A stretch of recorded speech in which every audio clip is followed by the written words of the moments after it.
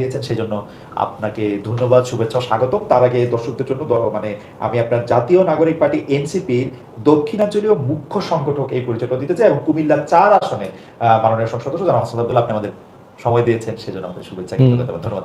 আপনাকেও ধন্যবাদ। আপনি অনেকদিন পরে দেশে আসছেন এবং আপনার সাথে কথা বলার সুযোগ হচ্ছে। আপনাকে অনেক বেশি স্বাগত জানাচ্ছি আজকের এই। আমরা রাজনীতি নিয়ে একটু যদি প্রথম প্রশ্নটা এরকম করি যে জনাব হাসনাত আব্দুল্লাহর কাছে রাজনীতি আসলে কি?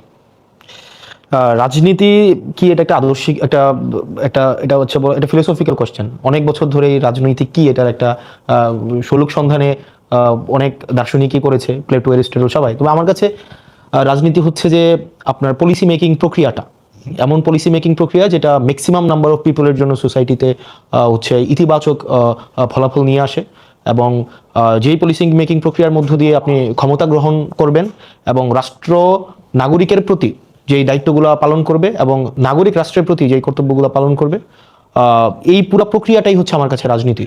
এবং দিন শেষে সিদ্ধান্ত গ্রহণ প্রক্রিয়া, যেটার মধ্য দিয়ে যেই সিদ্ধান্ত গ্রহণের মধ্য দিয়ে সমাজের বেশিরভাগ মানুষের কল্যাণ সাধন হবে, সমতা প্রতিষ্ঠিত হবে, এবং এটার সাথে ক্ষমতা সরাসরি জড়িত।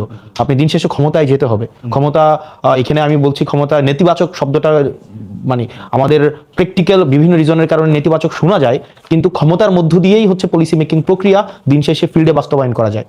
তো রাজনীতি আমার কাছে এই সবগুলোর হচ্ছে একটার সাথে সম্পৃক্ত। ইন্টারেস্টিং। আমার কাছে মনে হয় যে আপনার রাজনীতিটা আমরা তো একটু বুঝতে চাই, আপনার অল্প সময়ের মধ্যেও আপনি এটা আসলে একটু বলছেন, কিন্তু আপনি ক্ষমতার উপরে জোর দিচ্ছেন। অন্য রাজনীতিবিদদের আমরা প্রায় শুনি যে না, ক্ষমতা আমার লক্ষ্য না, আমি আসলে ক্ষমতার জন্য রাজনীতি করি না, জনগণের জন্য রাজনীতি করি না। সেক্ষেত্রে আপনি একদম স্পষ্ট বলতেছেন যে না, এটার সাথে ক্ষমতা খুব সম্পর্কিত। এটা আরেকটু বলবেন মানে আপনার ইউ হ্যাভ ফর এক্সাম্পল আপনার ভালো পলিসি আছে। আপনার রাজনীতির অনেক ধরনের রূপ হয়, যেমন সিভিল সোসাইটি হচ্ছে সে কখনোই হচ্ছে আপনার ক্ষমতায় যাবে না, কিন্তু সেও পলিসি প্রপোজ করে সোসাইটিতে, সামাজিক সম্মতি উৎপাদন করে, রাজনৈতিক সম্মতি উৎপাদন করে। পেপার পত্রিকারও এক ধরনের পলিটিক্যাল পজিশন আছে, সেও সম্মতি উৎপাদন করে। কিন্তু দিন শেষে একটা রাজনৈতিক দলের দিন শেষে সেটা অবজেক্টিভ থাকবে, সে সেটা ক্ষমতায় যাবে। ক্ষমতা বলতে বোঝাচ্ছে যে এক্সিকিউশনের তার হচ্ছে একটা ম্যান্ডেট থাকবে। একটা এক্সিকিউশনের ম্যান্ডেট না থাকলে দিন শেষে এটা হচ্ছে একটা শুধু ভার্বাল এবং পলিসি প্রপোজালের জায়গায় থাকে, দিন শেষে এটা বাস্তবায়ন ঘটবে না। সেজন্য প্রতিটা রাজনৈতিক দলের আলটিমেট অবজেক্টিভ মানুষের ম্যান্ডেট নিয়ে ক্ষমতায় গিয়ে সেই পলিসিগুলোকে বাস্তবায়ন করা। আচ্ছা, এইখানে তাহলে মানে আমি আমার মনে হয় দর্শকরাও আপনাকে বুঝতে পারছে, তাহলে এখানে কি এরকম একটা প্রশ্নটা করা যায় যে জনাব হাসনাত আব্দুল্লাহ কি যথেষ্ট পরিমাণে ক্ষমতায়ন হয়েছে, নাকি ক্ষমতায় যেতে হলে, ধরেন আপনি এখন বিরোধী দলের এমপি, তো ক্ষমতায় যেতে হলে কি আসলে সরকারি দলের এমপি কি ক্ষমতা, নাকি বিরোধী দলের এমপি যথেষ্ট ক্ষমতা? একটু লেজ যুক্ত করি, মানে সরকারি দলের শীর্ষ নেতা হওয়া ক্ষমতা, না সরকারি দলের ধরেন এখন ওনাদের কতটা আছে, 260 মনে হয়, 350, তো ওইটার একজন হওয়া ক্ষমতা? বিরোধী তো ওয়ান ফর্ম অফ পাওয়ার। বিরোধিতা করাটাও এটা এক ধরনের হচ্ছে ক্ষমতা। হ্যাঁ, আপনি ফর এক্সাম্পল আমি যদি ধরি, যেমন কিছুদিন আগে সংসদে হচ্ছে বাংলাদেশ ব্যাংক নিয়ে হচ্ছে একটা আইন প্রণয়ন করা হয় 18 ক। তো সরকার সিদ্ধান্ত নেয় যে এই আইনটা হচ্ছে প্রণয়ন করবে, যেখানে হচ্ছে আগের মালিকদেরকে, ব্যাংক মালিকদেরকে ফিরিয়ে আনা হবে, এবং একটা নির্দিষ্ট পরিমাণ তারা হচ্ছে ঋণ ফেরত দেওয়ার মধ্য দিয়ে আবার মালিকানাটা সেটা আবার হচ্ছে তারা রিগেইন করতে পারবে। তো সেই জায়গা থেকে বিরোধী দল থেকে সেটার যথেষ্ট পরিমাণ হচ্ছে তথ্য এবং তথ্যভিত্তিক বিরোধিতা করা হয়েছে এবং সংসদে প্লেস করা হয়েছে, যা ফলত সরকারকে তার অবস্থান থেকে ফিরে আসতে হয়েছে এবং এই আইনটিকে আবার পরবর্তীতে রিফর্ম করা হয়েছে। তো এটাও এক ধরনের ক্ষমতা, অবশ্যই এক ধরনের, মানে খুবই গুরুত্বপূর্ণ ক্ষমতা, খুবই গুরুত্বপূর্ণ ক্ষমতা অবশ্যই। কিন্তু আমার কাছে যদি প্রশ্নটা এখন এই জায়গায় আনি, দর্শকদের মধ্যে কেউ কেউ বলতে পারছে যে আমাকে ভালো শোনা যাচ্ছে না। আমার মনে হয় যে আমরা চেষ্টা করছি এইটা ভালো যাতে একটু শোনা যায়। হাসনাত আব্দুল্লাহর সাউন্ড ঠিক আছে, কিন্তু আমার সাউন্ডটা নিয়ে আসলে দর্শকরা অনেক প্রশ্ন করছেন। আমি আমাদের যে কলাকুশলী আছেন তাদেরকে বলবো একটু পরীক্ষা করে দেখতে, যেটা আমি বলছিলাম যে তাহলে কি আপনি রাজনীতির ক্ষেত্রে ক্ষমতায়নটার ক্ষেত্রে আপনি বললেন বিরোধী দলের ক্ষমতা আছে, সরকারি দলের ক্ষমতা আছে, তাহলে কি শুধু রাজনীতির ক্ষেত্রে সংসদ সদস্য হওয়াটাই ক্ষমতায়নের ইয়ারস্টিক, নাকি ধরেন উপজেলা চেয়ারম্যান, ইউনিয়ন পরিষদের চেয়ারম্যান, তারাও আসলে ক্ষমতার মানে মানে কোন জায়গায় গেলে এটা আসলে ক্ষমতার ইয়েটা শুরু হয়, এইটা আপনি কি মনে করেন? এটা এই জায়গা হচ্ছে ডিসেন্ট্রালাইজেশন অফ পাওয়ার, হ্যাঁ। এই জায়গা থেকে আসছে। কারণ এই ক্ষমতা তো কেন্দ্রভূত শুধুমাত্র যে গণ ভবনেই থাকবে, শুধু একটা ব্যক্তির কাছে থাকবে ব্যাপারটা এমন না। প্রত্যেকটা স্তরে স্তরে এই ক্ষমতাটাকে ডিসেন্ট্রালাইজ করে দেওয়া হয়, মাঠ প্রশাসন থেকে দেওয়া হয় কাগজে কলমে। মানে আপনি কি দেখতে পাচ্ছেন যে মানে তারা কি আসলে কি এটা সত্যি সত্যি ডিসেন্ট্রালাইজ, মানে একজন ইউনিয়ন পরিষদের যিনি চেয়ারম্যান আছেন বা উপজেলা পরিষদের যিনি চেয়ারম্যান আছেন, এটা কি যথেষ্ট পরিমাণে আপনি কি মনে করেন? না। থিওরিটিক্যালি অনেক বছর ধরে আমরা ডিসেন্ট্রালাইজেশন অফ পাওয়ার নিয়ে আমরা কথা বলছে আমরা শুনেছি, কিন্তু এটার যেই প্রায়োগিক জায়গাটাই সেটা আসলে মূলত নয়। প্রায়োগিক জায়গায় দেখা যায় যে একটা নির্দিষ্ট অংশ, বিশেষ করে যদি দেখি মাঠ প্রশাসনের কয়েকটা পোস্ট খুব বেশি ক্ষমতাবান, সেক্ষেত্রে আবার দেখা যায় আপনার এমপির জায়গা থেকে আমাদের যদি তাত্ত্বিক আমাদের কিন্তু ক্ষমতা আইন প্রণয়ন করার কথা, কিন্তু সেই জায়গায় দেখা যায় আমাদের এমপিদেরকে কিন্তু অনেক বেশি হচ্ছে স্থানীয় বিভিন্ন অ্যাক্টিভিটিতে আমাদের প্র্যাকটিসের জায়গাটায় আমাদেরকে যুক্ত থাকতে হচ্ছে। তো উপজেলা চেয়ারম্যানের কাজগুলো কিন্তু অনেক ক্ষেত্রে আমাদের করতে হচ্ছে, এটা প্র্যাকটিস, এটা হচ্ছে এবং মানুষও এইভাবে ভাবছে, কারণ অনেক বছর ধরে যেহেতু এটা চলে এসছে। তো ডিসেন্ট্রালাইজেশন অফ পাওয়ার তাত্ত্বিকভাবে যেভাবে রয়েছে, প্রায়োগিক জায়গাতে সব ক্ষেত্রে এমন নয়। তবে আমরা চাই এই ডিসেন্ট্রালাইজেশন অফ পাওয়ার প্রত্যেকের যেই ক্ষমতাটা আমরা যখন ইনস্টিটিউশনগুলোকে আমরা যথাযথভাবে হচ্ছে ফাংশনাল করতে পারবো, তখন এই যে পাওয়ারের চেক অ্যান্ড ব্যালেন্সটা হচ্ছে যথাযথভাবে হচ্ছে প্রয়োগ হবে। সেকেন্ড ব্যালেন্সের কথা যখন আপনি বললেন, তাহলে আপনি কি এইটা একটু বলবেন যে অনেকেই বলে থাকেন যে রাজনীতিবিদ এবং যারা ব্যুরোক্রেট আছেন, আমলা যারা আছেন, তাদের মধ্যে এক ধরনের মানে ক্ষমতার ভাগাভাগি বা ক্ষমতার প্রচার বা প্রকাশ নিয়ে এক ধরনের একটা দ্বন্দ্ব তৈরি হয়। আপনি এটি কিভাবে ফিল করেন? ধরেন যে ডিসি সাহেব, টিএনও সাহেব ঢাকায় আসলে সেক্রেটারি সাহেবদের তো এক ধরনের ভাবে তারা মানে এক ধরনের ক্ষমতায়িত এবং রাষ্ট্রটা পরিচালনা করার জন্য তারা যেহেতু নির্বাহী বিভাগটা সেটা, তো সেই ক্ষেত্রে কি এমপি সাহেবদের বা ইউনিয়ন পরিষদের চেয়ারম্যান, উপজেলা পরিষদের চেয়ারম্যান, তাদের একটা ক্ষমতার দ্বন্দ্ব হয় বাংলাদেশে এখনকার পরিস্থিতিতে? এটা হচ্ছে যেমন আপনার দেখা যায় যে ডিসি, ইউনো, তারপর হচ্ছে এসি ল্যান্ড, তারা হচ্ছে আপনার সরকারের যে পলিসিটা, এই পলিসিটা বাস্তবায়ন করার দায়িত্বে। এই সরকারের পলিসি কিন্তু হচ্ছে সরাসরি একজন সংসদ সদস্য বা উপজেলা চেয়ারম্যান সরাসরি গিয়ে সেটা বাস্তবায়ন করবে না। সেটার জন্য সরকারের একটা হচ্ছে ফিক্সড বডি আছে, সেটা হচ্ছে আমাদের আপনি যার কথা বললেন DC, secretary, UNO, SP, OC, তারা এই কাজটা করবে। তো দেখা যায় যখন এই সংসদ সদস্য সে ক্ষমতা প্রণয়ন করতে আইন প্রণয়ন করে এবং সেটা বাস্তবায়ন করতে যায়, তখনই কিন্তু স্বার্থের সংঘাতটা তৈরি হয়। তো এটা আমরা আমাদের জায়গা থেকে সেই দিন দিন হচ্ছে আমরা এটার ভিজিবল ডিফারেন্সটা আমরা তৈরি করার চেষ্টা করছি।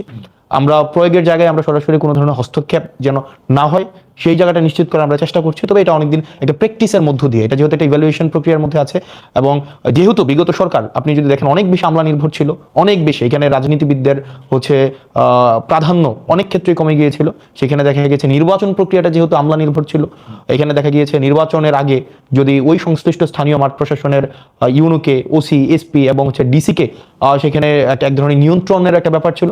তো রাজনীতিবিদদের যেহেতু গ্রহণযোগ্যতা কমে গিয়েছিল, ডিসিশন মেকিং এ তাদের অংশগ্রহণ কমে গিয়েছিল, তখন সেখানে স্বার্থের সংঘাত তৈরি হচ্ছিল।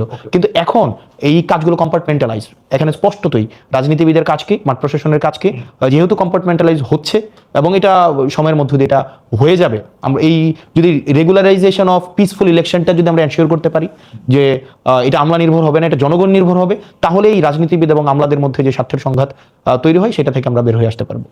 একটা তো আসলে যে আমরা, আপনি যেহেতু বলছেন, আমরা সবসময় বলতেছি যে স্থানীয় সরকার যারা আছেন তাদেরকে যদি আমরা শক্তিশালী না করি, তাইলে রাজনীতিবিদদের বা যারা রাষ্ট্র পরিচালনা করেন তাদের সাথে এইটা এই চেক এন্ড ব্যালেন্সটা রাখা আসলে মুশকিল। কিন্তু আমরা দেখলাম মানে সরকারি দল এবং বিরোধী দল আপনারা মিলে উপজেলা পরিষদে সংসদ সদস্যদের বসার জায়গার অধিকার আপনারা প্রতিষ্ঠা করছেন। এমনিতেই একদিক দিয়ে সংসদ সদস্যরা হচ্ছে ওভারওয়ার্ক, আরেক দিকে সংসদ সদস্যরা হচ্ছে অনেক বেশি দায়িত্ব তারা পালন করেন। ধরেন স্কুল কলেজে, সকল স্কুল কলেজের সভাপতি, তারপরে আরো আরো আরো আরো মানে শত শত প্রজেক্টের মধ্যে আপনারা থাকেন, মানে শত শত মাহফিলের মধ্যে, মেলের মধ্যে আপনারা থাকেন। এর মধ্যে আপনারা আবার একটা বাড়তি দায়িত্ব নিলেন, কারণ ওইখানে যে আপনারা বসবেন, বসলেই দেখা যাবে যে ইউনো সাহেবের সঙ্গে, সরি, উপজেলা চেয়ারম্যান সাহেবের সাথে আপনাদের একটা মানে ব্যক্তিত্বের দ্বন্দ্ব তৈরি হয়েছে।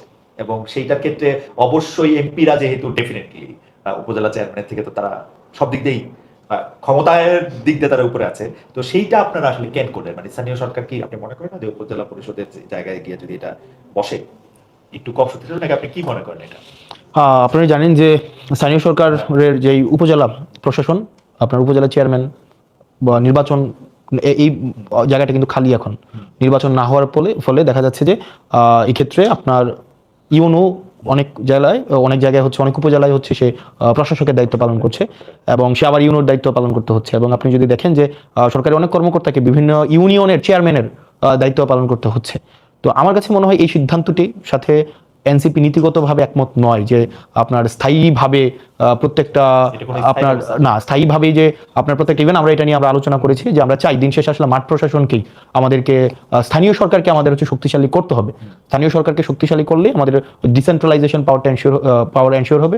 তো সেজন্য আমরা এই নির্বাচনের আচ্ছা, মধ্য আমি দিয়ে ক্যামেরার পিছনে একটু বলবো যে একটু যদি আপনারা মানে একটু থাকে তাহলে আমরা পেশাকে একটু ভালো শুনতে হবে, যদি একটু নড়াচড়া কম হয়। তো আমরা হচ্ছে আমাদের জায়গা থেকে আমরা আশা করি নির্বাচন রেগুলার প্রসেসের মধ্যে দিয়ে চলে আসলে এটা পার্মানেন্ট যেন না হয় সেই জায়গাটি নিয়ে আমরা কথা বলবো, যে এই পার্মানেন্ট হলে যেটা অবশ্যই এখানে ডুয়েল অথরিটি তৈরি হবে আপনার হচ্ছে ও, আপনার এটা ইয়েতে। আপনারা স্থায়ীভাবে এটা চাচ্ছেন না, আমরা পরবর্তীতে আমরা এটা নিয়ে নিজেদের মধ্যেও কথা বলেছি, কারণ আমরা তো আমাদের ম্যানিফেস্টোতে আমরা বলেছিলাম যে আমরা চাই স্থানীয় সরকার এম্পাওয়ার্ড হোক, স্থানীয় সরকার যত বেশি এম্পাওয়ার্ড হবে তত বেশি হচ্ছে অ্যাকাউন্টেবিলিটি এনশিওর হবে।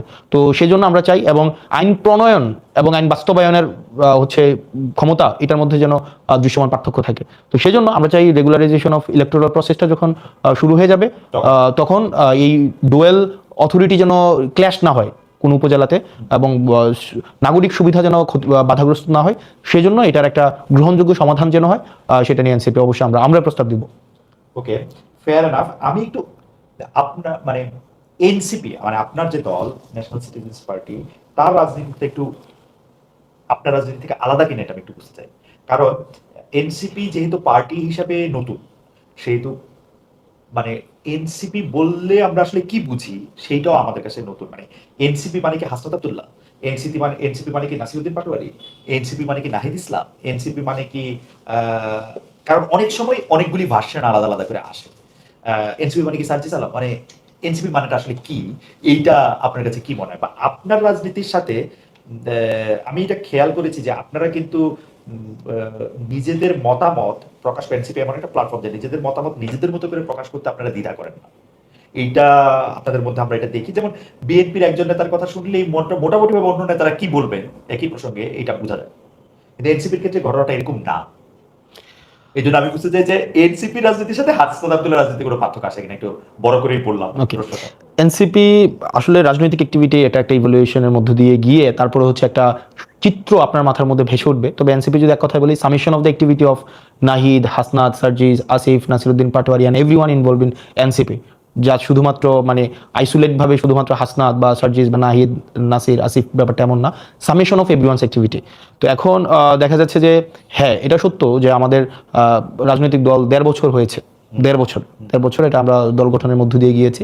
এখানে আমাদের মধ্যে নিজস্ব বোঝাপড়া বিভিন্ন অ্যাক্টিভিটির মধ্য দিয়ে তৈরি হয় এবং সময়ের সাথে সাথে বিভিন্ন উপলক্ষের সাথে সাথে আপনি যদি গত 1 বছর আগে এনসিপির অ্যাক্টিভিটিকে আপনি দেখেন এবং 1 বছর পরের এনসিপির অ্যাক্টিভিটি দেখেন, আপনি দেখবেন অনেকটা এখন পলিসি ওরিয়েন্টেড, অনেকটা আমরা চাচ্ছি যে কনস্ট্রাকশনের দিকে যেতে এবং অনেকটা আমরা দেখা যাচ্ছে যে কিভাবে রাষ্ট্র বিনির্মাণের দিকে বেশি যাওয়া যায় সেই বিষয়গুলো নিয়ে আমরা চিন্তা করছি। এটা সত্য যে আমরা হচ্ছে যেহেতু বিভিন্ন স্ট্রিমের মানুষ একটা উপলক্ষের মধ্য দিয়ে একসাথে এসেছে, তো স্বাভাবিকভাবেই তার নিজস্ব মতামত, নিজস্ব পছন্দ, নিজস্ব দর্শন, নিজস্ব অ্যাক্টিভিটি তখন স্পষ্ট হয়েছে।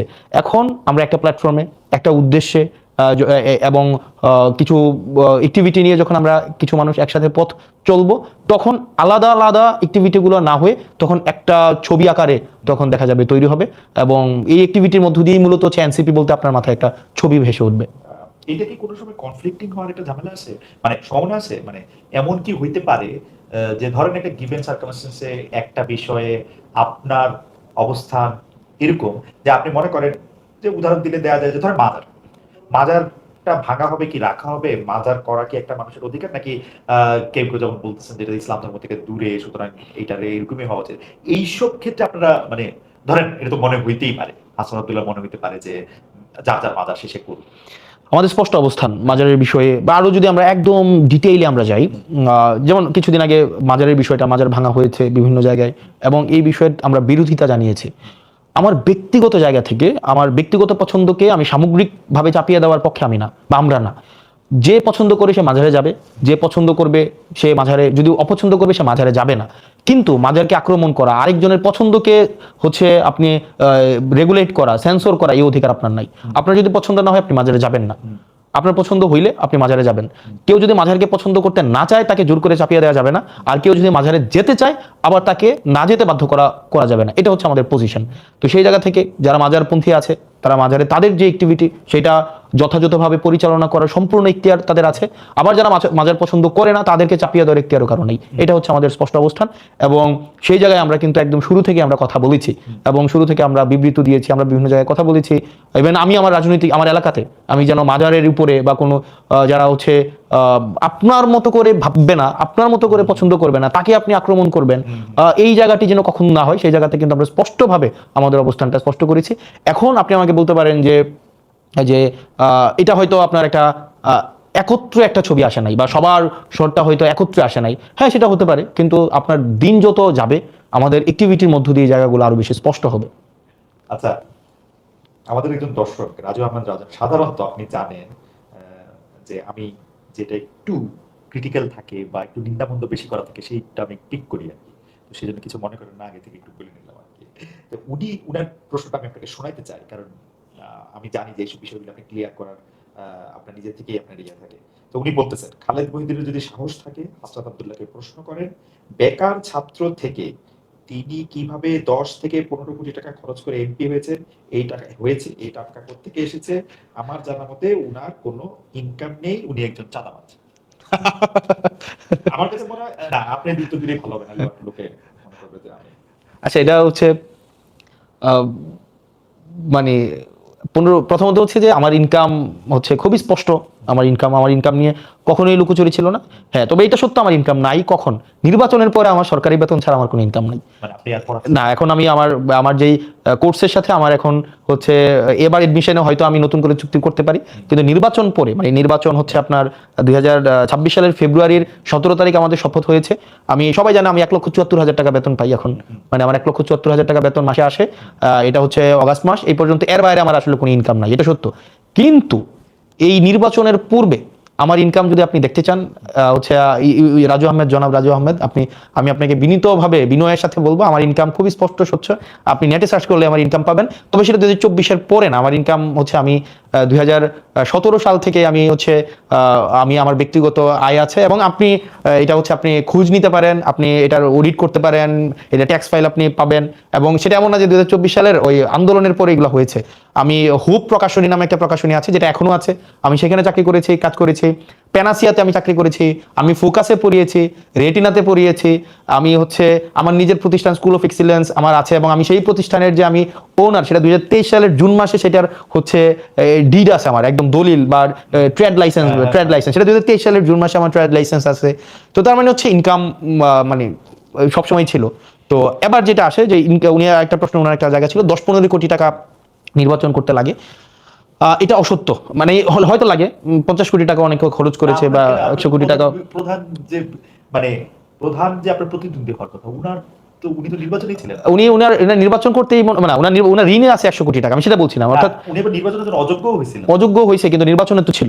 আমার প্রশ্ন হচ্ছে যে উনি যেটা বলেছেন 10 থেকে 15 কোটি টাকা যেই খরচের বিষয়টা, আমার নির্বাচন করতে আমার ব্যক্তিগত পকেট থেকে কোনো টাকা খরচ হয়নি, আমার ব্যক্তিগত পকেট থেকে।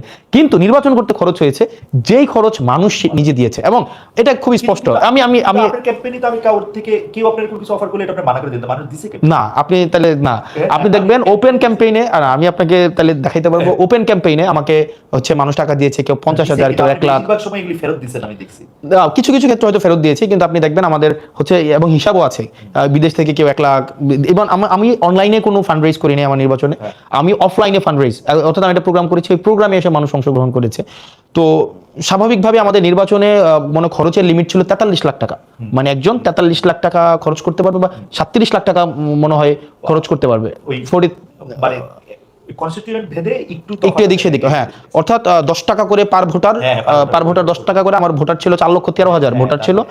তো এটা প্র্যাকটিক্যালি আসলে পসিবল না যে আমার হচ্ছে 4,13,000 10 টাকা করে 40 লাখ টাকা আমরা দেখিয়েছি 43 লাখ টাকা এবং পার্লামেন্টে এটা নিয়ে কথাও বলবো, এর কারণ সংসদ সদস্যরা মিথ্যা বলেই পার্লামেন্টে ঢুকে একদম এটা মানে এটা নিয়ে বলবো। একটু বলুন তো এই টাকাটা লাগে কিসে? লোকজনের উপরে টাকা আচ্ছা দেয়? এখানে না ইনস্ট্রুমেন্টাল নির্বাচনে কিছু ইনস্ট্রুমেন্টাল কস্ট আছে, এটা সত্য। ইনস্ট্রুমেন্টাল কস্ট যেমন আবার পোস্টারিং এ কোনো ইনস্ট্রুমেন্টাল কস্ট ছিল না, যেমন বেশিরভাগ ক্ষেত্রে ইনস্ট্রুমেন্টাল কস্ট কোথায় লাগে, যেমন আপনি ক্যাম্পেইন করাতে আপনি 500 লোক নিয়ে আপনি ক্যাম্পেইন করবেন, তারপর যে মানুষকে খাওয়াবেন, আর কেউ যদি ভোট কিনতে চায় সেটা তো ডিফারেন্ট বিষয়। এবার আসেন আমার জায়গায়, এই জায়গাগুলো হচ্ছে নির্বাচনের খরচের খাত। এবার আমার জায়গায় আসেন, আমি নির্বাচনে কোনো একটাও আমি বড় সমাবেশ করি না, আমি ছোট ছোট উঠান বৈঠক করেছি, এবং উঠান বৈঠকের খরচ ওই এলাকায় যে উঠান বৈঠক করেছে ওই এলাকায় খরচ হয়েছে। তারপরে হচ্ছে আমি মানে কাউকে ওই যে ভোট কেনার তো প্রশ্নই আসে না, মানে ভোট কেনার যে টাকা দিয়ে ভোট কেনা। এবং আমার নির্বাচনের বা আমার রাজনীতির যে জায়গাটা বলেন, আমার রাজনীতির একটা গুরুত্বপূর্ণ জায়গা হচ্ছে cost effective politics. Until and unless আপনি রাজনীতির খরচ যদি কমাইতে না পারেন, আপনি কোনোভাবেই দুর্নীতির বাইরে থাকতে পারবেন না। ফর এক্সাম্পল এইটা হলো আপনি একদম মানে কি বলবো হেডলাইন করার মতো একটা বলতে, রাজনীতির খরচ যদি কমানো না যায় তাহলে দুর্নীতি কোনোভাবেই বন্ধ করা যাবে না। রাজনীতির খরচটা কি পপুলার ডিমান্ড, মানে লোকে কি এমপি হাসনাত আব্দুল্লাহ এই খরচটা করুক এটা চায়? মানে দেখেন আমি যদি বলি একদম শুরু থেকে আমার একটা কথা ছিল, আপনি ফ্রিতে ভোট দিলে আপনি ফ্রিতে সার্ভিস পাবেন, ফ্রিতে ভোট দিবেন, ফ্রিতে সার্ভিস নেবেন, সিম্পল।